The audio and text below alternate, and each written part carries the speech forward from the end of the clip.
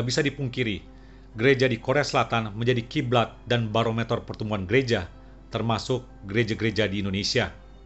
Ada banyak hamba Tuhan, pendeta, atau pengurus gereja dan jemaat, mereka tur atau mereka survei ke gereja-gereja di Korea Selatan, dan pada waktu mereka kembali, maka mereka menerapkan strategi atau metode yang dipakai oleh gereja-gereja di Korea Selatan.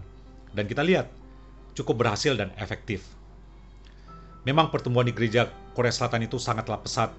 Banyak gereja yang menjelma menjadi mega church, menjadi gereja yang gede atau raksasa. Dan juga banyak mengutus para misionaris atau penginjil ke luar negeri, bahkan mengalahkan pengutusan misionaris yang dilakukan oleh gereja-gereja di Amrik sana. Tetapi puncak pertumbuhan gereja itu sudah lewat, yaitu 20 tahun yang lalu. Lantas, makin ke sini pertumbuhannya makin menurun drastis. Para kaum muda dan para anggota jemaat atau member gereja mulai meninggalkan gereja. Tentunya ini bukan hanya sekedar rilis dari media semata, tetapi itu adalah realita atau fakta pahit yang dihadapi oleh gereja-gereja di Korea Selatan. Oke, simak terus video ini dan jangan lupa untuk like, subscribe, dan share channel ini. Tahun 2018 lalu, muncul satu berita menohok di YouTube, Christian Churches in Sharp Decline in South Korea. Gereja-gereja Kristen mengalami penurunan yang tajam di Korea Selatan. Demikian judul video di channel YouTube. Lalu bagaimana tanggapan dari para hamba Tuhan, dari para pengamat, dari para pakar, baik yang orang Korea Selatan sendiri ataupun para dosen-dosen yang mengajar di Korea Selatan dan di luar negeri. David Park dia berkata, sekolah minggu tutup. Saya pikir kami memiliki situasi yang sama dengan Amerika dan Eropa. Kita tahu bahwa kalau sekolah minggu di gereja-gereja di barat bukan hanya untuk anak-anak, tetapi juga adalah untuk kelas-kelas yang diperuntukkan bagi orang dewasa. Stephen Cheng, profesor perjanjian baru di Seoul, dia menyatakan alasannya itu sangat kompleks. Dia menyoroti faktor dari luar, yaitu adanya sekularisasi barat, lalu materialisme, sampai masalah di dalam gereja, yaitu korupsi yang terjadi di dalam gereja. Chang menambahkan, ada tanda-tanda anak-anak muda di gereja dan pemimpin yang meninggalkan mega church. Karena apa? Karena Injil kemakmuran, model pelayanan yang orientasinya itu karunia roh, dan mereka mau kembali ke pesan Injil sederhana. Angeleson dari Drew University, dia juga menyebut faktor skandal dalam gereja yang dilakukan oleh pendeta-pendeta atau hamba-hamba Tuhan.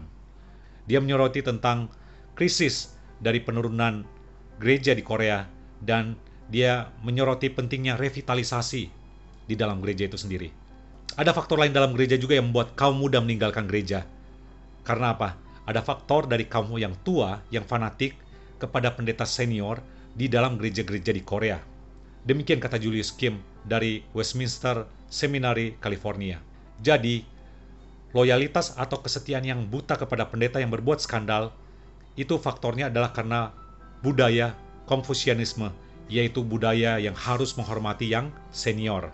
Dampaknya apa? Ketika ada pendeta yang berbuat skandal yang serius, maka para tua-tua gereja tetap mempertahankan atau tetap menghormatinya. Hal inilah yang menjadi faktor yang membuat jemaat-jemaat, terutama kaum muda, pada akhirnya memutuskan untuk mereka meninggalkan gereja.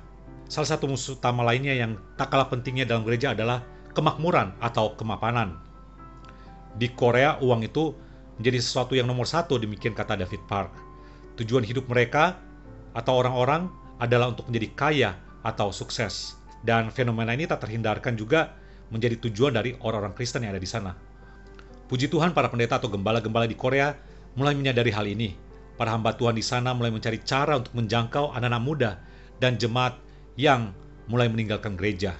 Kaum muda di Korea Selatan, rupanya mereka ingin melihat dan memiliki iman yang otentik, bukan hanya sekedar mengikuti iman kekristenan dari orang tuanya, yang notabene orang tuanya itu adalah anggota gereja yang hasil dari pertumbuhan gereja yang pesat dari Korea di beberapa tahun silam.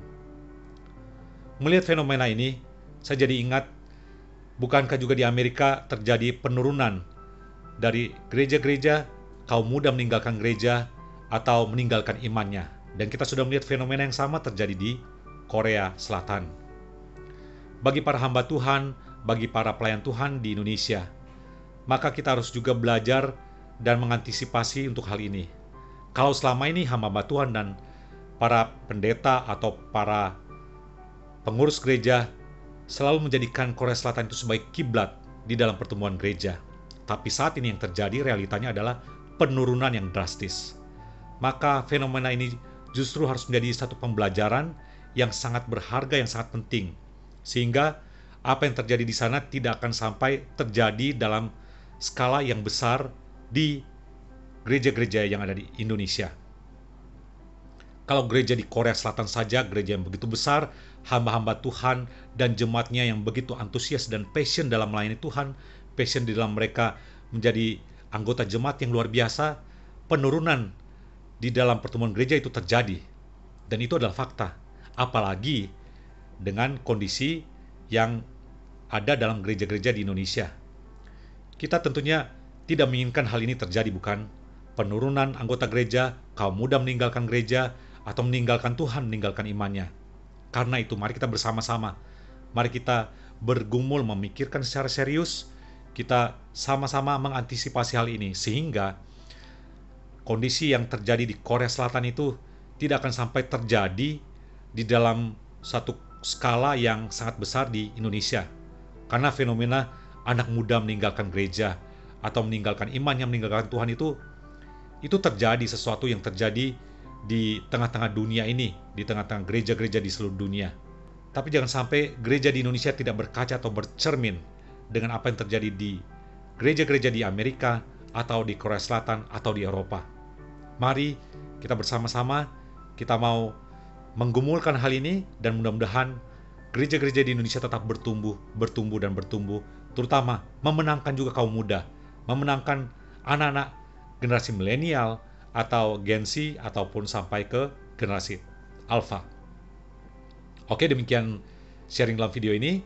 Semoga menjadi berkat atau menjadi pemantik untuk sama-sama memikirkan bagaimana strategi-strategi yang tepat, yang efektif untuk menjangkau kaum muda.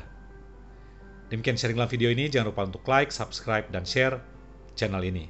God bless you all. Bye.